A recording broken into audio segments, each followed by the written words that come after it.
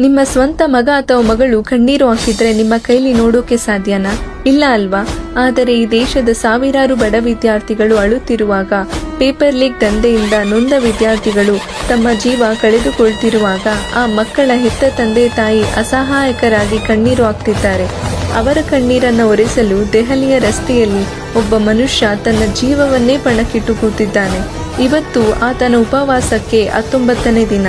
ಲಡಾಖ್ನ ತಂಪಾದ ಪ್ರಶಾಂತವಾದ ಹಿಮಾಲಯದ ಮಡಿಲಲ್ಲಿ ನೆಮ್ಮದಿಯಾಗಿ ಇರಬೇಕಿದ್ದ 59 ವರ್ಷದ ಹಿರಿಯ ವಿಜ್ಞಾನಿ ಸೋನಂ ವಾಂಗ್ಚುಕ್ ಇವತ್ತು ದೆಹಲಿಯ ಕಡುಬೇಗೆಯಲ್ಲಿ ಗದ್ದಲದ ರಸ್ತೆಯ ಮೇಲೆ ಮಲಗಿದ್ದಾರೆ. ಕೇವಲ ಉಪ್ಪು ನೀರು ಕುಡಿದು ಅವರ ದೇಹ ಸಂಪೂರ್ಣ ಕರಗಿ ಹೋಗಿದೆ. ಇಡೀ ಜಗತ್ತೇ ಮೆಚ್ಚಿದ ಬುದ್ಧಿವಂತ ನಮ್ಮ ಮಕ್ಕಳ ಭವಿಷ್ಯಕ್ಕಾಗಿ ರಸ್ತೆಯಲ್ಲಿ ಹನಿ ಹನಿಯಾಗಿ ಕರಗುತ್ತಿದ್ದಾರೆ. ಯಾವಾಗ ನಮ್ಮ ಮಕ್ಕಳು ನ್ಯಾಯ ಸಿಗದೆ ಆತ್ಮಹತ್ಯೆ ಮಾಡಿಕೊಂಡರೋ ಆಗ ಇವರ ಹೃದಯ ಒಡೆಯಿತು. ಅದಕ್ಕೆ ಇವತ್ತು ತಮಗಾಗಿ ಏನನ್ನು ಕೇಳದ ಆ ಜೀವ ಇಡೀ ದೇಶದ ಯುವಶಕ್ತಿಗಾಗಿ ನಿಂತಿದೆ. ಕರ್ನಾಟಕದ ತಂದೆ ತಾಯಂದಿರೇ, ವಿದ್ಯಾರ್ಥಿಗಳೇ, ಇದು ಕೇವಲ ಲಡಾಖ್ನ ಹೋರಾಟವಲ್ಲ, ಇದು ನಮ್ಮ ಮನೆಯ ಮಕ್ಕಳ ಭವಿಷ್ಯದ ಹೋರಾಟ.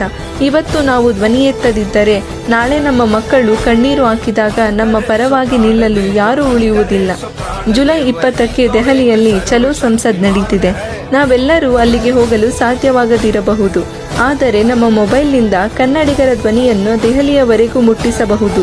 ದಯವಿಟ್ಟು ಈ ವಿಡಿಯೋನ ಕೇವಲ ಒಂದು ಲೈಕ್ ಮಾಡಿ ಬಿಡಬೇಡಿ. ಪ್ರತಿಯೊಬ್ಬ ಪೋಷಕರಿಗೂ ತಲುಪುವವರೆಗೂ ಶೇರ್ ಮಾಡಿ. ಆ ತಪಸ್ವಿಯ ಜೀವ ಉಳಿಸೋಣ, ನಮ್ಮ ಮಕ್ಕಳ ಭವಿಷ್ಯ ಕಾಪಾಡೋಣ. ಜೈ ಕರ್ನಾಟಕ ಮಾತೆ.